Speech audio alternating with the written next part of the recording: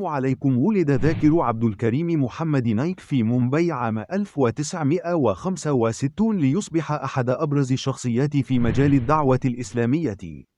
بعد تخرجه من كلية الطب، اتخذ قراراً جريئاً بالتوجه نحو دراسة الدين، حيث غاص في أعماق القرآن الكريم والأحاديث النبوية ليبني أساس معرفته.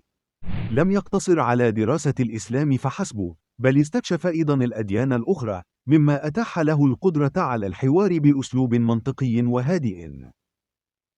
أصبح نايك رمزاً للدعوة عبر محاضراته التي جذبت الملايين، حيث استخدم لغة إنجليزية بسيطة ومباشرة جعلت رسالته تصل إلى شريحة واسعة من الناس.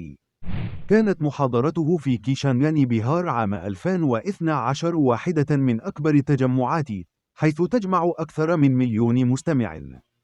أسس قناة السلام، التي أصبحت منصة رئيسية لنشر الإسلام، وألف العديد من الكتب التي ساهمت في إسلام أكثر من 1,000,000 شخص. لقد كان نايك، بفضل جهوده، جسراً بين الثقافات والأديان، مما ترك أثراً عميقاً في العالم. شكراً على متابعتكم، والى اللقاء.